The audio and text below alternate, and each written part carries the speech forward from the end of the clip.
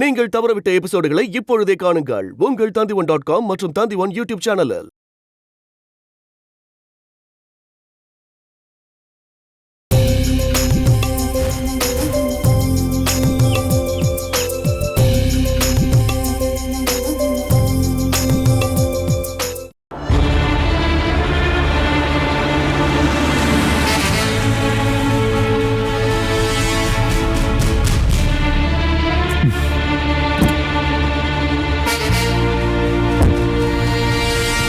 தம்பி தம்பி தம்பி ஒரு சின்ன ஹெல்ப் பண்றீங்களா? இந்த குழந்தைய எங்கேயாவது பாத்தீங்களான்னு பாருங்க. இல்லையே சார், நான் பார்த்ததில்ல.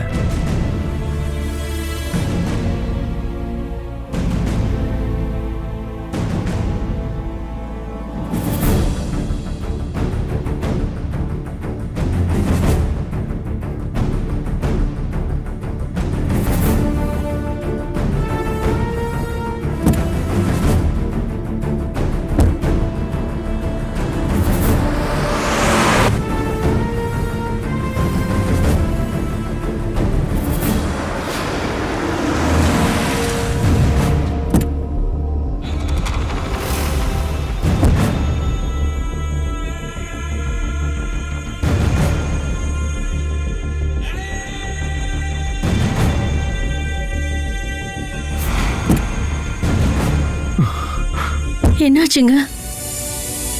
யாருமே பார்க்கலன்றாங்க. ஐயோ,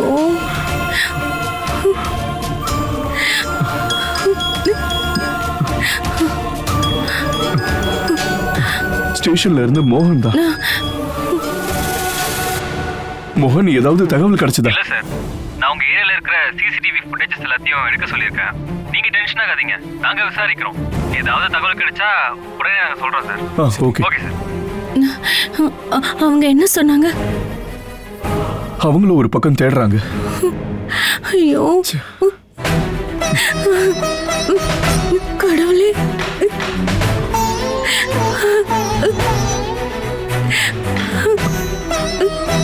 என்ன பண்றது?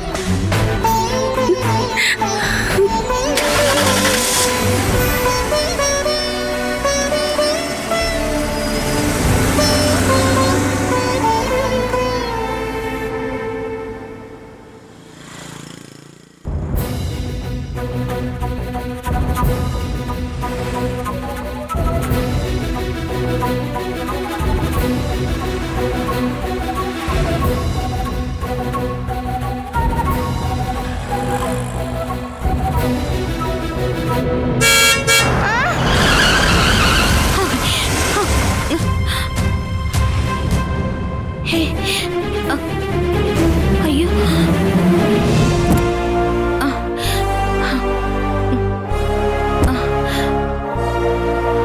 என்னம்மா நீங்க என்ன பண்ற? அழாதம்மா, வா வா. ஒண்ணும் இல்லம்மா, அழாத, வா உட்காரு.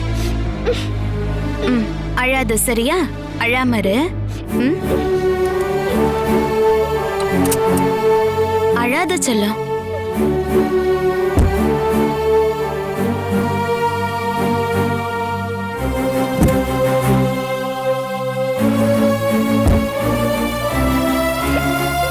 அழாதம்மா, நான் உன்னை வீட்டுல விட்டுடுறேன்.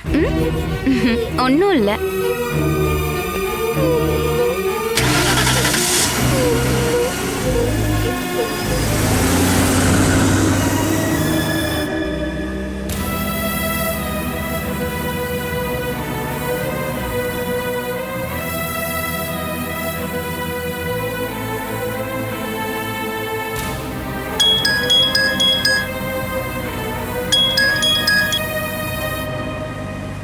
நேஹா, சொல்லு. நீ எங்க இருக்க ராய்? நான் உனக்கு எவ்வளவு நேரம் கால் பண்றேன்னு தெரியுமா? அவுட் ஆஃப் கவரேஜ் ஏரியான்னு வருது. இப்ப நீ எங்க இருக்க? அது ஒரு சின்ன பிரச்சனை நேஹா. எங்க எமி பாப்பாவை காணோம். நான் அவளை தேடிக்கிட்டு இருக்கேன். நீ கவலையப்படாத, பாப்பா என் கூட தான் இருக்கா. நான் அதை சொல்லதான் உனக்கு கால் பண்ணேன். எமி நேஹா கூட தான் இருக்காளா? கடவுளே, சரி இப்ப நீ எங்கம்மா இருக்க? நான் பிடி பார்க் இருக்குல்ல அங்கதான் இருக்கேன். சரி இப்ப நாங்க அங்க வரோம். சரி.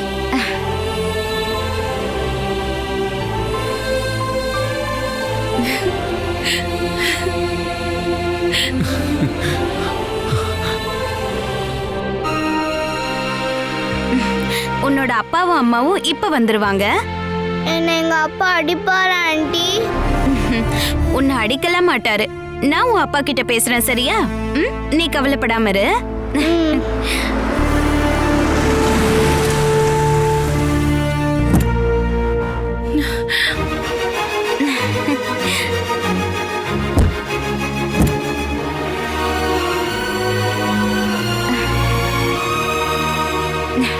இதோ உன்னோட அப்பாவும் துளசி அம்மாவும் வந்திருக்காங்க.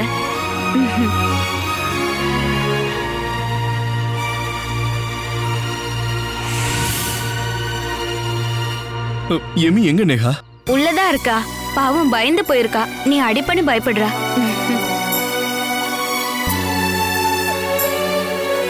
எமி வா, இங்க வா. என்ன எமி நீ பண்ணிருக்க? உன்னை காணோன்னு நாங்க எவ்வளவு கவலைப்பட்டோம் தெரியுமா?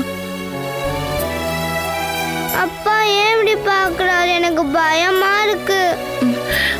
என்னங்க நீங்க போங்க. வா ராய், என்னாச்சு? என்ன பிரச்சனை? அது ஒரு பெரிய கதை. பாவம் அவ ரொம்ப பயந்து போயிருக்கா. சின்ன பொண்ணுல. நீ பயப்பட வேண்டாம். உன்னை யாரும் எதுவும் செய்யல. அப்பா என்ன அடிப்பாருன்னு தாரா ஆண்டி என்கிட்ட சொன்னாங்க. அப்பா என்ன போர்டிங் ஸ்கூல்ல சேர்த்துடுவாங்கன்னு தாரா ஆண்டி சொன்னாங்க. அதனாலதான் நான் பயந்து போய் வந்துட்டேன். அது தாரா ஆண்டி உன்னை பயமுறுத்துறதுக்காக என்னென்னவோ சொல்லியிருக்கா. உன்னை நாங்க எங்கேயும் அனுப்ப மாட்டோம்.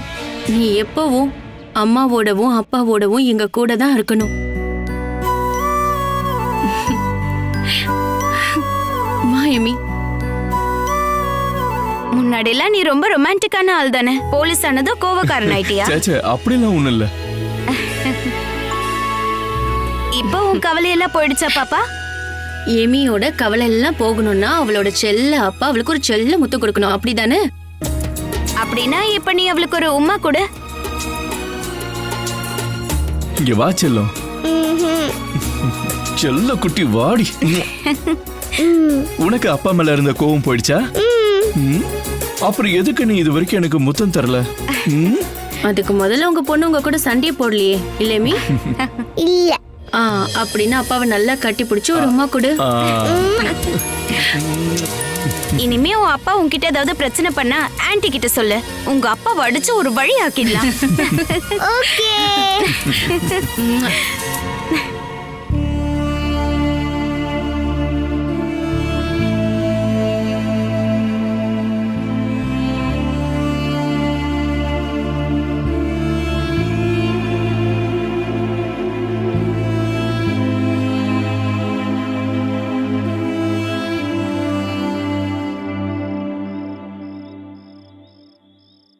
குளத்துல பாத்தீங்களா நந்து?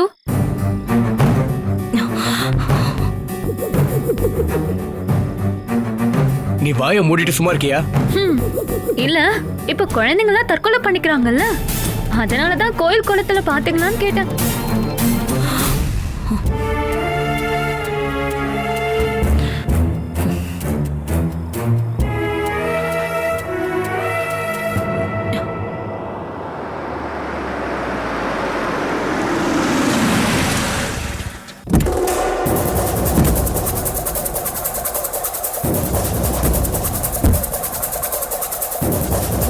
வா.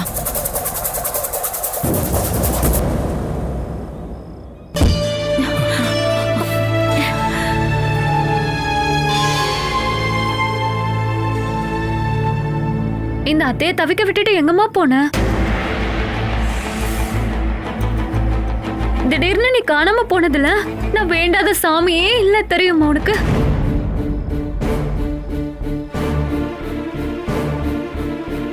நல்ல வேலை உனக்கு ஒரு சின்ன கீரல் கூட படாம நல்லபடியா வந்துட்டல, அதுவே போதும் எனக்கு.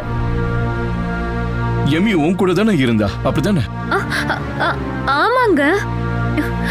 ஆனா இவ எப்ப வீட்டை விட்டு போனான்னு எனக்கு தெரியாது. சும்மா எங்க முன்னாடி நடிக்காத தாரா. உங்களுக்கு தெரியுமாமா, தாரா தேவையில்லாம குழந்தைய பயமுறுத்தினதுனால தான் அவ இங்க இருந்து வெளியே போயிருக்கா.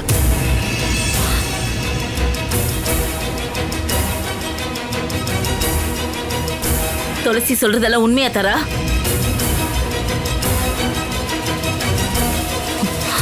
உண்மைதாமா, எமி எல்லாத்தையும் எங்க கிட்ட சொல்லிட்டான்.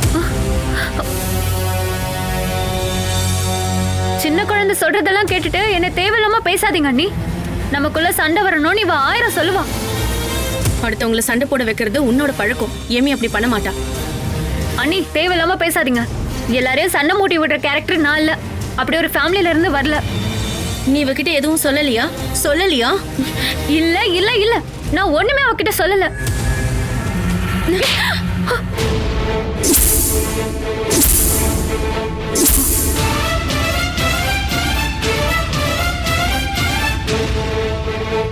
இனிமே உன் கேடுகட்ட வாயால பொய் சொல்லாத. இதோட ஸ்டாப் பண்ணிக்கோ. அதுதான் உனக்கு நல்லது. இன்னைக்கு மட்டும் இவளுக்கு ஏதாவது ஆயிருந்தா என்ன பண்ணிருப்போம்? அதை நீ கொஞ்சமாவது யோசிச்சு பாத்தியா?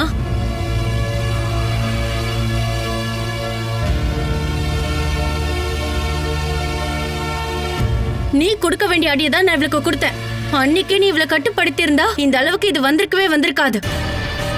இவளும் இவன் நடிப்போம்.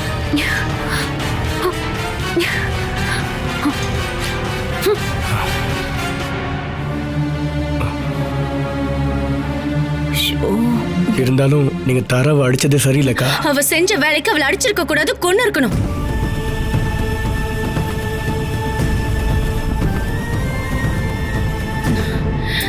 எமி வா, வாங்கம்மா.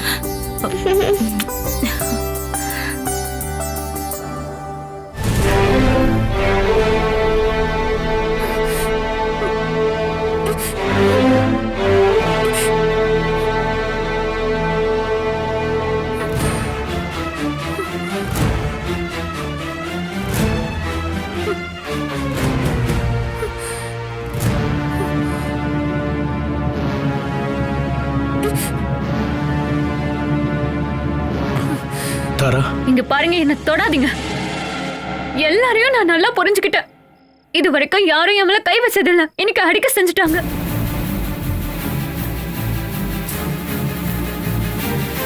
உங்களுக்கு ஒண்ணு தெரியுமா? எங்க அப்பா சின்ன வயசுல இருந்தே என்ன கை நீட்டினதே கிடையாது. இது கேள்விப்பட்டாரு, அவர் உடனே கிளம்பி வான்னு சொல்வாரு. உங்களோட அக்காவுக்கு என்ன அடிக்கிறதுக்கு என்ன உரிமை இருக்கு? அப்படி அடிக்கிற அளவுக்கு நான் என்ன தப்பு பண்ணிட்டேன்னு நீங்களாச்சும் சொல்லுங்களேன். அந்த திமிரு பிடிச்ச எமி எங்கேயாவது போனது என்னோட தப்பாலையா? துளசி அண்ணி சொன்னதெல்லாம் கேட்டா என்னமோ நான் தான் அவளை துரத்துற மாதிரிலாம் இருக்கு. நான் அப்படி பேசுவேன் நந்து? அவ வருத்தப்பட்டு உட்கார்ந்து இருக்கும்போது நான் அவளுக்கு ஆறுதல் தான் சொன்னேன். வேற எதுவும் பேசவே இல்லை. அதே மாதிரி அவ மனசை கஷ்டப்படுத்துற மாதிரி இது வரைக்கும் ஒரு வார்த்தை யூஸ் பண்ணது கிடையாது. எப்பவுமே சின்ன பசங்களெல்லாம் திட்டுறது எனக்கு சுத்தமா பிடிக்கவே பிடிக்காது. சின்ன வயசுல இருந்து எனக்கு அது பழக்கம் கூட கிடையாது. கவலைப்படாதம்மா, சின்னக்கா ஏதோ வருத்தத்தில் அடிச்சிட்டாங்க.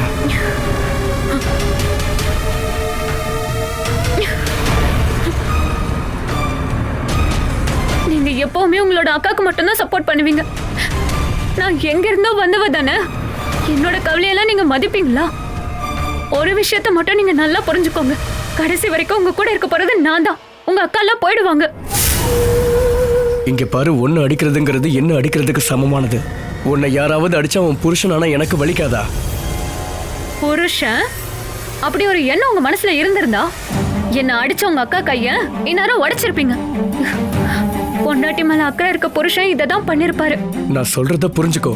சின்னக்கா பொண்ணு காணாம போன வருத்தத்துல தான் அடிச்சிருப்பாங்க. அப்படிலாம் ஒண்ணும் இல்ல. அவங்க வேணும்னே தான் என்ன அடிச்சிருக்காங்க.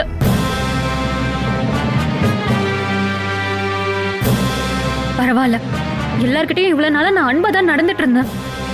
இனிமே நான் அப்படி நடந்துப்பேன்னு எதிர்பார்க்கவே பார்க்காதீங்க. தாரா யாருன்னு இனிமே இந்த வீட்டுல இருக்கவங்க புரிஞ்சுக்க போறாங்க.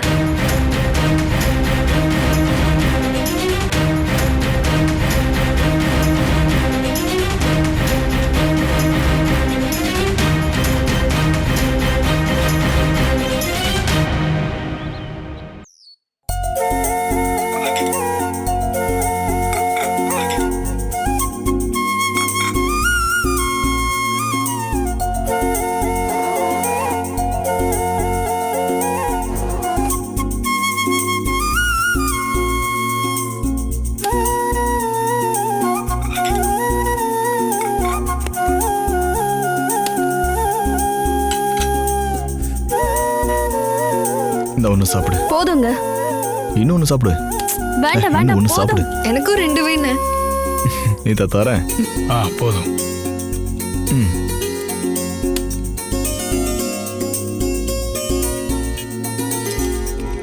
போதும் போதும். இவளுக்கு ஊத்துங்க.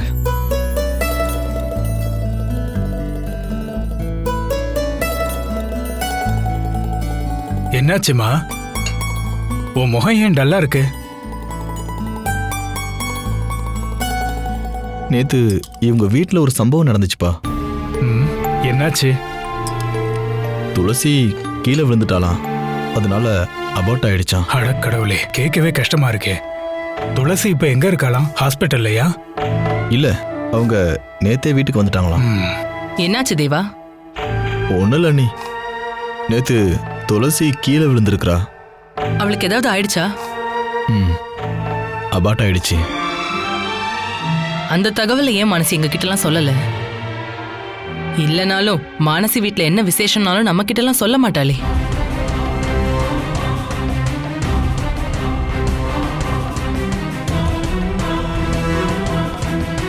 இது ஒன்றும் நல்ல விஷயம் இல்லை அண்ணி, அதனால தான் சொல்லலை. நல்ல விஷயமோ கெட்ட விஷயமோ நாமெல்லாம் சொந்தக்காரங்க தானே. அப்படி இருக்கும்போது இந்த விஷயங்கள் எல்லாம் மறைக்க கூடாதுல்ல. மித்ரா, மானசியே ரொம்ப வருத்தத்துல இருக்கா. தேவையில்லாம ஏதாவது சொல்லி அவ மனசை காயப்படுத்தாதம்மா. நான் காயப்படுத்துறதுக்காக சொல்லல மாமா. நம்மளெல்லாம் எப்பவும் வெளியாலாவே பாக்குற மானசியோட எண்ணம் தப்புன்னு தான் சொல்ல வரேன்.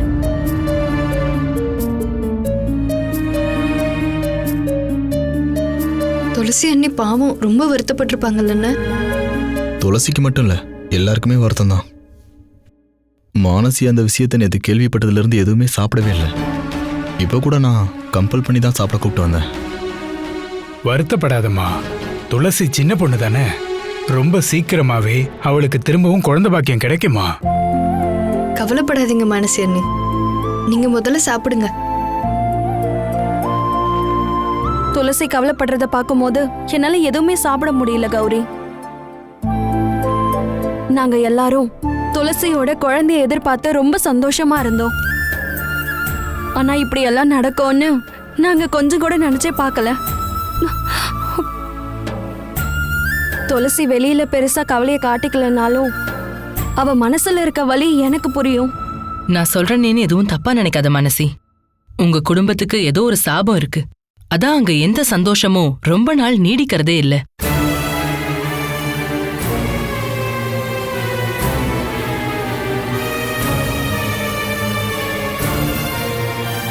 நான் சொல்றதுல ஏதாவது தப்பு இருக்கான்னு கொஞ்சம் யோசனை பண்ணி பாரு. அந்த வீட்ல எல்லாரோட வாழ்க்கையிலயும் ஏதோ சங்கடம் இருக்குல்ல. ஏம்மா, உன் வாழ்க்கையிலயே நீ இது வரைக்கும் எவ்வளவு பிரச்சனைகளை சந்திச்சிருக்க.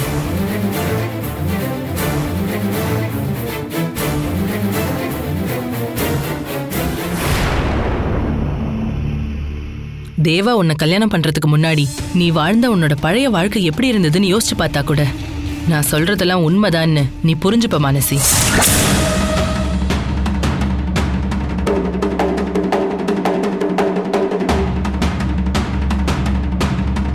நல்ல ஒரு ஜோசியரை பார்த்து என்ன பண்ணலான்னு கேளுங்க. வேற ஏதாவது பிரச்சனை இருக்கான்னு தெரிஞ்சுக்கலாம்ல.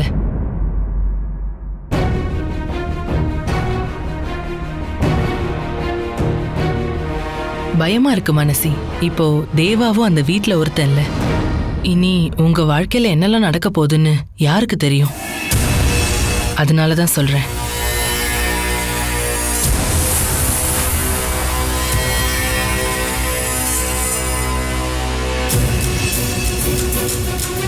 உங்க குடும்பத்துல சம்பந்தம் பண்ணதுக்காக தேவாக்கு ஏதாவது ஆபத்து வந்தா எங்களால அதை தாங்கிக்க முடியுமா?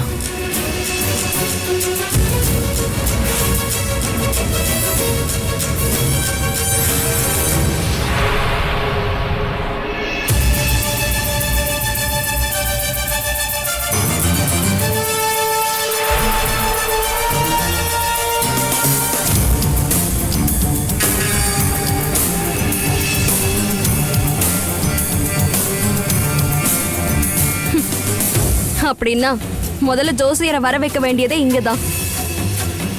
நீங்க இந்த வீட்டுக்கு வந்ததுக்கு அப்புறம் தான் வீட்டோட மூத்த மகன் இறந்துட்டாரு.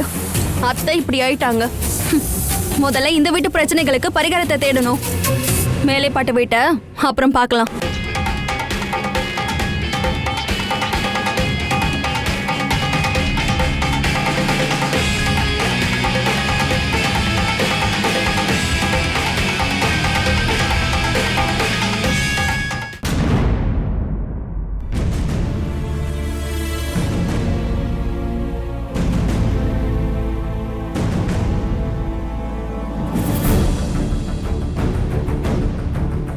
மானசிய தேவையில்லாம வருத்தப்பட வைக்காதன்னு நான் உன்கிட்ட ஏற்கனவே பல தடவை சொல்லிட்டேன். எல்லா விஷயங்களையும் எடுத்து சொல்றதுக்குன்னு ஒரு முறை இருக்கு. யாரையுமே காயப்படுத்துற மாதிரி பேசவே கூடாது. இனிமே மானசி வருத்தப்படுற மாதிரி நீ ஏதாவது பேசுறத நான் கேட்டேன், என் வேற முகத்தை நீ பாப்ப.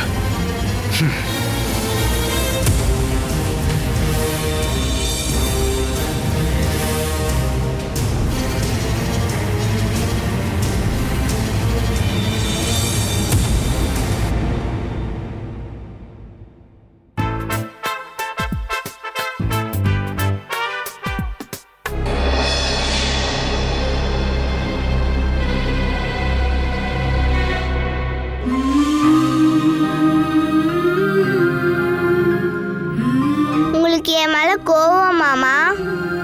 என்னால தானே உங்களுக்கு உடம்பு சரியில்லாம ஆச்சு. நீ அதையெல்லாம் நினைச்சு கவலைப்படாத. எனக்கு உன் மேல எந்த கோவமும் இல்ல. எனக்கு மட்டும் இல்ல, அப்பாவுக்கும் பானாச்சிக்கும் யாருக்கும் எந்த கோவமும் இல்ல. சாரிம்மா. ஏய், என்ன இமி இதெல்லாம்?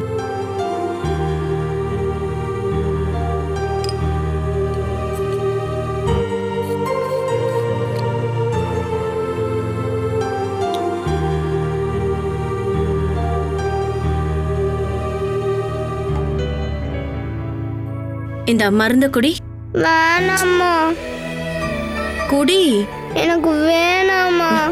அதெல்லாம் முடியாது. உன்னோட காய்ச்சல் எல்லாம் குணமாகணும்னா நீ இந்த மருந்த குடிச்சுதான் ஆகணும். இந்த குடி. அவ்வளவுதான். நல்ல பொண்ணு.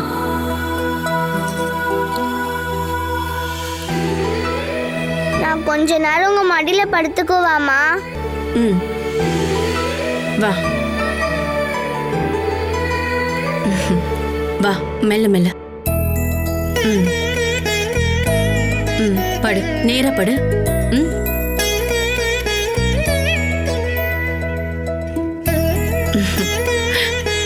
நேரா படு.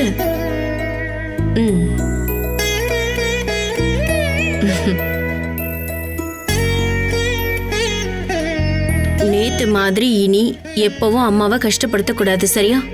மாட்டேம்மா.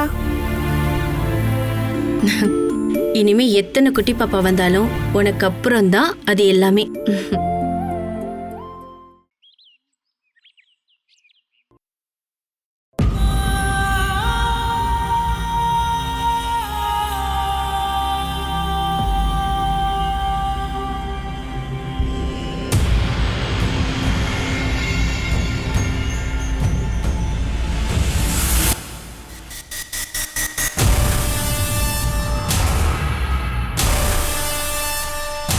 மேடம், நீங்க ரகு அங்கிள் சொன்னதையே நினைச்சிட்டு இருக்கீங்களா?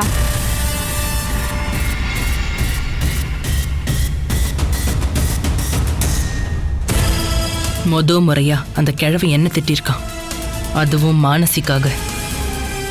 அத எப்பவும் என்னால தாங்கிக்கிட்டே இருக்க முடியாது. நீங்க தாங்கிக்கிட்டு தான் ஆகணும். இது வெறும் ஆரம்பம் மட்டும்தான். இப்படியே போனா ரொம்ப சீக்கிரமாவே இந்த வீட்டில் உங்களுக்கான இடம் இந்த 4 செவுத்துக்குள்ளேயே முடிஞ்சு போயிடும்.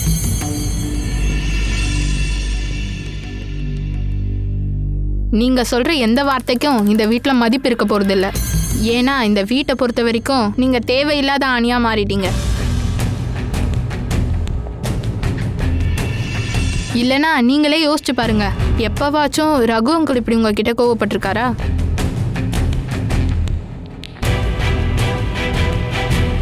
எல்லாத்துக்கும் காரணம் அவதான், அந்த மானசி. நீ வேணா பாரு, இன்னைக்கு மானசிக்காக என்னை இப்படி திட்டுன அந்த கிழவனே அவளை இந்த வீட்டை விட்டே துரத்துற நாள் வரும். அப்படி இல்லைன்னா நான் வர வைப்பேன். கேட்க நல்லா தான் இருக்கு, ஆனா நடக்காது. ஏன்னா மானசி இந்த வீட்டில் எல்லார் மனசுலயும் இப்பவே இடத்த பிடிச்சிட்டா மேடம். அதனால இனிமே உங்க நோக்கம் நிறைவேறுமான்னு தெரியல. ஒருவேளை மானசிக்கு பதிலா இந்த வீட்டை விட்டு வெளியேற போறது நீங்களாவும் இருக்கலாம். இந்த வீட்டில் உங்களுக்கான ரோல் கிட்டத்தட்ட முடிய போகுது. சீக்கிரமாவே உங்க நாடகத்துக்கு எண்டு கார்டு போட போறாங்க. அப்படிதான் இப்ப எல்லாம் நடக்குது. அப்படி அவ்வளோ சீக்கிரத்துல இந்த மித்ரா வர்மாவோட ரோல் முடிஞ்சிடாது. நான் இல்லாம இந்த கதையே இல்லை. நீ வேணா பாரு, இனிமே தான் என் ரோல் ஆரம்பிக்க போகுது. ஆரம்பிச்சா சரிதான்.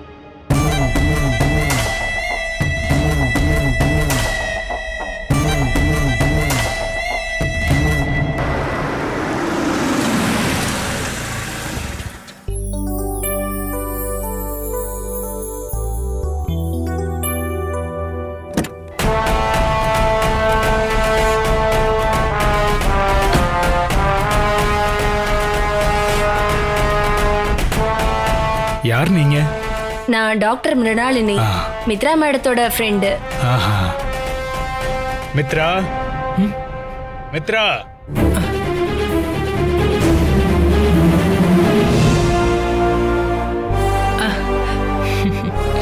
வந்துட்டீங்களா மிருணாளினி? மாமா, நான் அத்தைய மிருணாளினி கிட்ட காட்டலான்னு நினைச்சேன். சில மருந்துகள் எடுத்துக்கிட்டா அத்தைக்கு கொஞ்சம் கொஞ்சமா மாற்றம் வரும்னு மிருணாளினி சொன்னாங்க. எதனால பாடி மெடிசனுக்கு ரியாக்ட் பண்ணலன்றத தெரிஞ்சுக்கிட்டா அப்புறம் ஈஸி தான். ரொம்ப சீக்கிரமாவே பேஷண்ட்டை பழைய நிலைமைக்கு கொண்டு வர முடியும். அதுக்கு டெஸ்ட் எல்லாம் எடுக்கணும்ல, ஹாஸ்பிட்டலுக்கு வேற கூட்டிட்டு போகணும். இப்போதைக்கு ஹாஸ்பிட்டலுக்கு கூட்டிட்டு வராம சில மெடிசன்ஸ் எல்லாம் கொடுத்தா அவங்க உடம்பு ஏன் இப்ப சாப்பிடுற மருந்துக்கெல்லாம் ரெஸ்பாண்ட் பண்ணலன்றத தெரிஞ்சுக்கலாம். ஹாஸ்பிட்டலுக்கே கூட்டிட்டு போகாம ஒரு பாசிட்டிவ் ரிசல்ட் கிடைச்சா நல்லது தானே மாமா? அதான் நான் மிருணாளினிய வர சொன்னேன். சரி, பேஷண்ட் எங்க இருக்காங்க? நீங்க உள்ள வாங்க.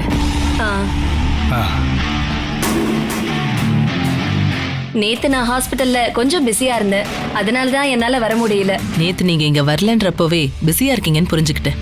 அப்புறம் உங்க ஹஸ்பண்ட் எப்படி இருக்காரு? ரொம்ப நல்லா இருக்காரு. ஹனிமூன் எங்கேயும் போலையா?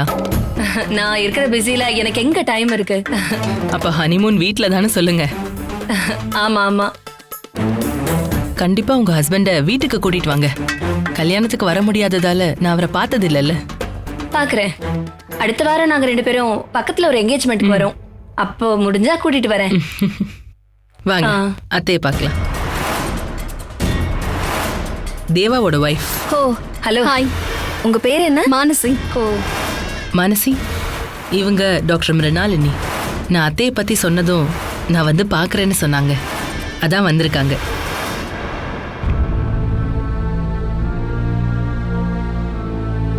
மிருணாளினி, தேவாக்கும் மானசிக்கும் கல்யாணம் ஆகி பல மாசங்கள் ஆனாலும் இன்னும் எந்த விசேஷமும் இல்லை. ஓ அப்படியா? அப்படின்னா ஒண்ணு பண்ணுங்க, ஒரு நாள் மித்ரா மேடமை கூட்டிட்டு என் ஹாஸ்பிட்டலுக்கு வாங்க, நம்ம செக்அப் பண்ணி பார்க்கலாம். மானசி ஓகேன்னு சொன்னா நாளைக்கே வர நான் ரெடியா இருக்கேன்.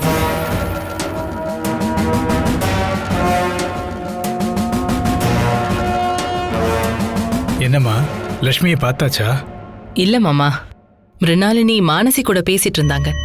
மானசிக்கு இது வரைக்கும் எந்த விசேஷமும் இல்லைல்ல, வேணும்னா செக்அப் பண்ணி பார்க்கலான்னு மிருணாளினி சொல்றாங்க. அது நல்ல விஷயம் தானே. வேணா ஒண்ணு பண்ணு, தேவையில்லாம லேட் பண்ண வேண்டாம். நாளைக்கே நீ போய் ஒரு செக்அப் பண்ணிடுமா.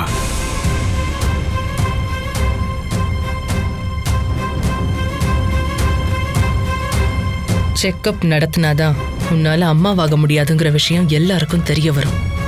அதுக்கப்புறம்தான் என்னோட அடுத்த கட்ட ஆட்டம் ஆரம்பமாகும். வாங்க, நம்ம அத்தையோட ரூமுக்கு போலாம். சரிங்க, நான் வரேன்.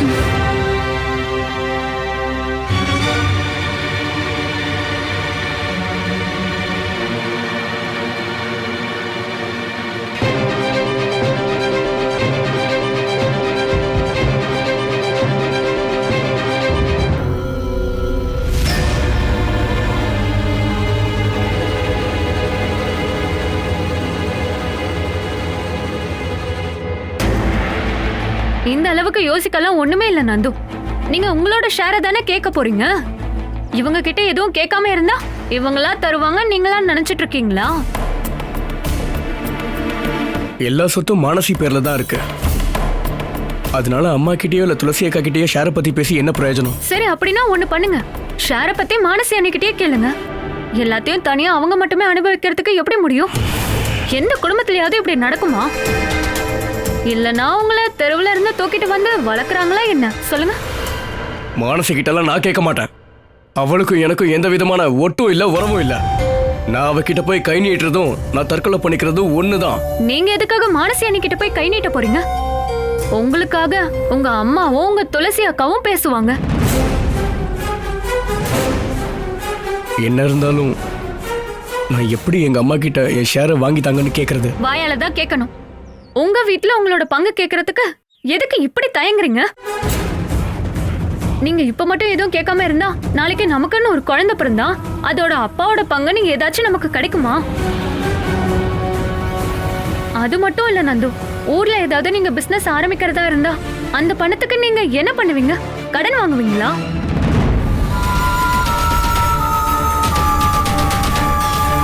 மேலே பாட்டு குடும்பத்துக்கு பெரிய வசதி இருந்தும் நீங்க கந்து வட்டிக்கு கடன் வாங்கினா அசிங்கம் கிடையாதா? நான் இப்ப என்ன பண்ணணும் நீயே சொல்லு. ஒழுங்கு மரியாதையா அவங்கள உங்களோட ஷேர் உங்க கிட்ட கொடுக்க சொல்லுங்க. நீங்க மானசி கிட்ட கேப்பீங்களோ இல்ல பஸ்ஸ விப்பீங்களோலாம் எனக்கு தெரியாது. ஆனா என்னோட ஷேர் எனக்கு வேணும்னு கேளுங்க.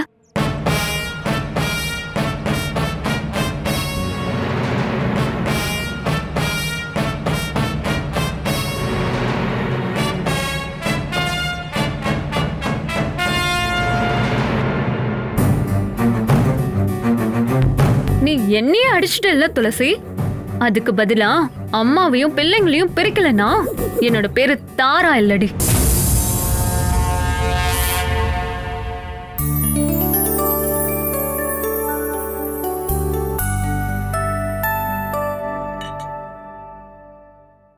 நான் உங்ககிட்ட சில விஷயங்கள் பேசணுமா? என்ன விஷயம்ப்பா? நான் கருணாகரன் முதலாளி புள்ள தானே? எனக்கு அந்த விஷயத்துல எந்த சந்தேகமும் இல்ல. ஆனா எனக்கு இருக்கு. நான் கருணாகரன் முதலாளியோட மகனா இருந்திருந்தா மேலே பாட்டுல இருந்து ஏதாவது ஒரு ஷேரை நீங்க எனக்கும் கொடுத்துருப்பீங்கல்ல.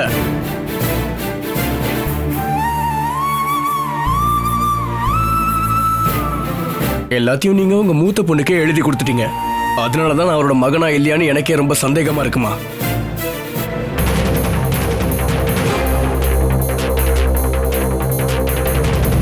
நந்து, இங்க பாரு, அம்மா கிட்ட பேசுறேங்கறத நீ மறந்து பேசாத.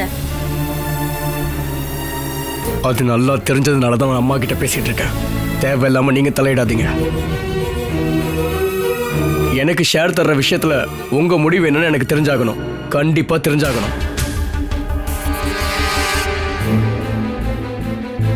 வீடு பஸ் சொத்தெல்லாம் மானசி பேர்ல இருக்குன்னு உனக்கே தெரியும்லப்பா. இனி உனக்கு ஏதாவது தரணும்னா மானசி தான் மனசு வைக்கணும். யாரு மனசு வச்சாலும் சரி, எனக்கு என் பங்கு கிடைச்சாகணும். ஒருத்தர் மட்டும் எல்லா சொத்தையும் அனுபவிச்சுட்டு இருக்கிறது எனக்கு நல்ல விஷயமா தோணவே இல்லை.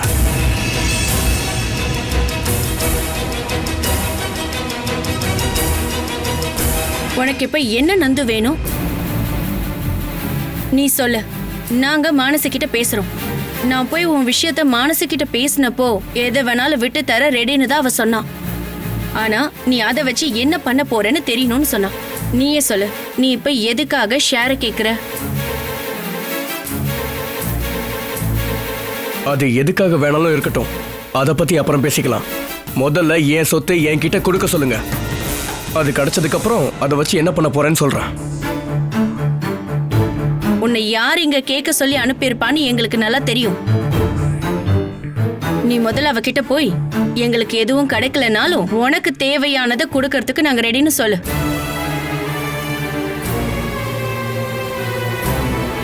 இனி தேவையில்லாம லேட் பண்ணாதீங்க. அது என்னன்னு தெரிஞ்சதுக்கு அப்புறமா தான் நான் பல விஷயங்களை பிளான் பண்ண வேண்டியது இருக்கு. நீ இப்பவே எல்லாத்தையும் பிளான் பண்ணிடு. ஷேர் விஷயத்துல உனக்கு எந்த டென்ஷனும் வேண்டாம்.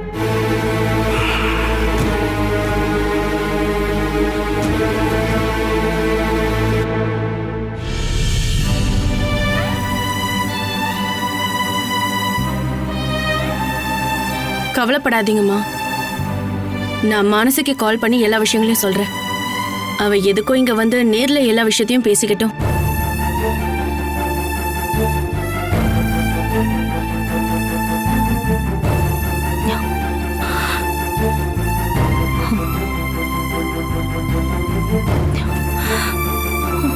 உண்மையா செலவாச்சாரோ ஆண்டி?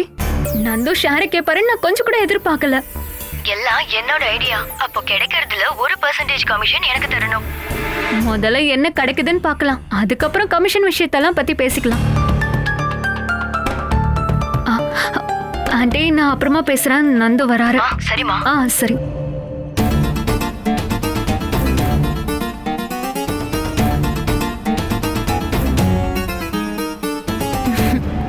இப்பதான் என்னோட புருஷன் மாதிரி பேசிருக்கீங்க.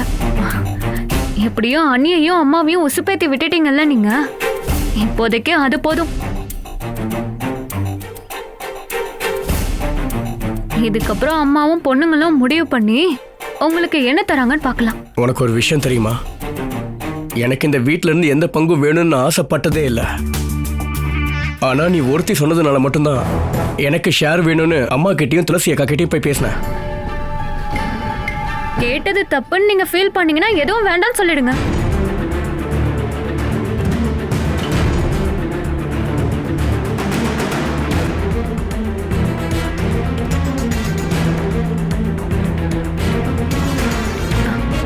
இங்க பாருங்க நந்து, ஒரு மனைவி தான் புருஷன் கிட்ட இந்த மாதிரி விஷயங்களை உற்சாகப்படுத்துவாங்க.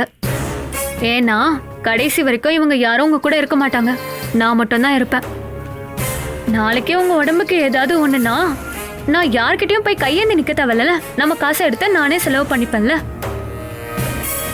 அதனால இத பெரிய அவமானமாலாம் நினைக்காம கிடைக்கிறது எவ்வளவு கிடைக்குதோ அதை வாங்குறத பாருங்க.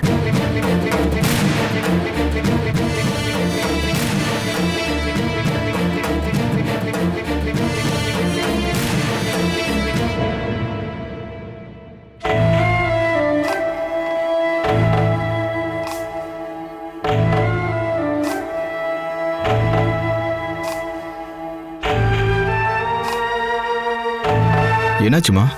ஆர்டிஓ ஆஃபீஸ் வரைக்கும் போகணுன்னா போலையா? இல்ல. எந்த விஷயத்தை தள்ளி போட்டாலும் பஸ் சர்வீஸ் விஷயத்தை தள்ளி போட மாட்டியே, என்னாச்சுமா? என்னாச்சு? ஏன் மூஞ்சி தூக்கி வச்சுட்டு உட்காந்துருக்க? எதுவாக இருந்தாலும் சொல்லு, நாம என்ன ஏதுன்னு பேசுவோம். ஏன் எதுவுமே பேச மாட்டேன்ற? ஏதாவது பேசு. உங்க மித்ரா அன்னைக்கு என்னதாங்க பிரச்சனை? எனக்கு சத்தியமா புரியல, அதான் கேக்குறேன். என்னாச்சு? மித்ராணி உனக்கு பிடிக்காத ஏதாவது சொன்னாங்களா? அவங்க சொல்ற எதுவுமே எனக்கு பிடிக்காத விஷயம் தாங்க. என்னால எந்த பிரச்சனையும் வந்துடக்கூடாதுன்னு தான் நான் அமைதியா போயிட்டு இருக்கேன். இதுவே நான் பழைய மானசியா இருந்திருந்தா நான் யாருன்னு உங்க அண்ணி நேரம் தெரிஞ்சிட்டு இருந்திருப்பாங்க. ஏன் மானசி இப்படி கோவப்படுற அளவுக்கு என்ன நடந்துச்சு? எனக்கு இது வரைக்கும் எந்த விசேஷமும் இல்லாததால என்னை கூட்டிட்டு போய் செக் பண்ணணுமா? அத மாமா கிட்ட சொல்றாங்க. அதை கேட்கும் போது எப்படிங்க கோவம் வராம இருக்கும் சொல்லுங்க? மித்ராணி நம்ம குழந்தைய பார்க்கணுன்ற ஆசையில் அப்படி சொல்லியிருப்பாங்கம்மா. நீ அதுக்கெல்லாம் வருத்தப்படாத. அது மட்டும் இல்லை, அன்னைக்கு குறி சொல்ல வந்த பொம்பளை நமக்கு குழந்தை பிறந்தா அம்மா நல்லாயிருவாங்கன்னு சொன்னாங்கல்ல. அம்மாவோட நிலைமையில ஒரு நல்ல முன்னேற்றம் வரணுன்றதுக்காக தான் மித்ராணி உன் விஷயத்துல அவசரப்படுறாங்கன்னு நினைக்கிறேன். ஆனா எனக்கு என்னமோ அவங்க பேசுறதெல்லாம் கேட்டா அவங்க ஏதோ வேணும்னே எனக்கு கிண்டல் பண்றாங்கன்னு நினைக்கிறேன். அப்புறம் சப்போர்ட்டுக்கு அவங்க ஃப்ரெண்ட் ஒரு டாக்டர் வேற. டாக்டரா? அது எந்த டாக்டர்? மெர்னால்னியோ கெர்னால்னியோ ஏதோ ஒரு பேரு. கைனகாலஜிஸ்டா.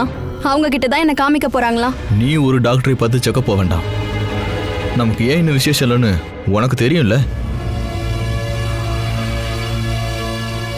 நீ மனசார குழந்தை வேணும்னு நினைக்கும் போது ஒன்றும் இல்லை, 4-5 குழந்தைங்கள நம்ம பெற்றுக்கலாம்.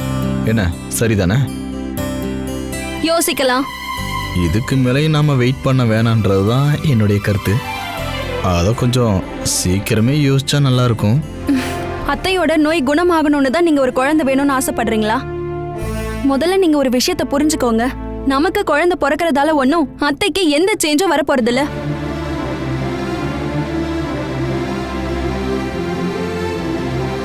அத்தைக்கு உடம்பு சரியாகணும்னா நல்ல ஹாஸ்பிட்டல் கூட்டிட்டு போய் நல்ல ட்ரீட்மெண்ட் கொடுக்கணும். அதை விட்டுட்டு அவங்கள வீட்லயே வச்சிருந்தா அவங்க பழைய மாதிரி ஆக மாட்டாங்க.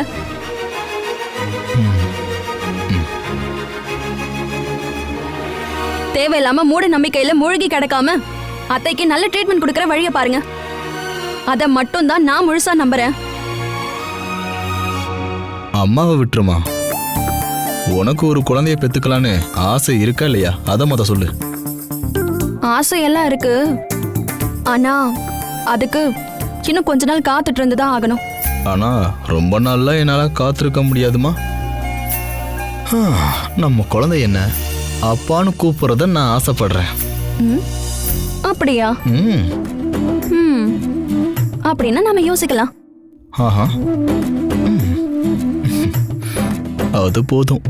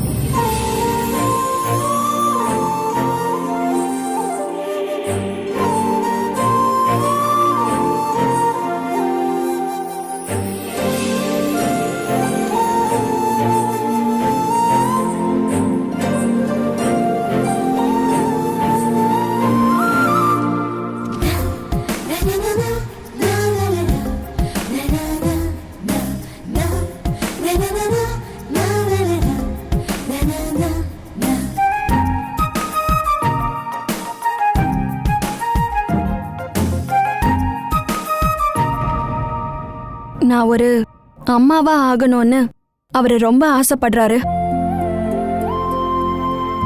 அவர் பேசுறத வச்சு அதை நான் புரிஞ்சுக்கிட்டேன். உங்களுக்கே தெரியும்ல, நான் இப்பதான் அவரை நேசிக்கவே ஆரம்பிச்சிருக்கேன். அவர் ஆசைப்படுற மாதிரி ஒரு நல்ல மனைவியாக இன்னும் கொஞ்சம் டைம் ஆகும். அதுக்கப்புறமா அவரோட ஆசைப்படியே நான் ஒரு குழந்தைக்கு அம்மாவாகிறேன். நீங்க என்ன அத்தை யோசிக்கிறீங்க? குழந்தை கொஞ்ச நாளைக்கு அப்புறமா பார்க்கலான்னு சொன்னது உங்களுக்கு பிடிக்கலையா? உங்களுக்கு பிடிக்கலன்னு எனக்கு புரியுது. எனக்கும் உங்க மகனோட வாரிசை வயித்துல சுமக்கணும்னு ஆசை இருக்கு. சீக்கிரமாவே அந்த ஆசை நிறைவேறும்னு நான் நம்புறேன். அவருக்கு என் மேல இருக்க அன்பையும் அக்கறையையும் பார்த்தா எப்படி என்னால லவ் பண்ணாம இருக்க முடியும்? உங்களுக்கு ஒண்ணு தெரியுமா? ஒரு கணவரோட அன்புனா என்னன்னு நான் புரிஞ்சுக்கிட்டதே உங்க மகன் என் கழுத்துல தாலி கட்டினதுக்கு அப்புறம்தான். அப்படிப்பட்ட ஒருத்தரை எதுக்கு மேலேயும் வருத்தப்பட வைக்க மாட்டேன்.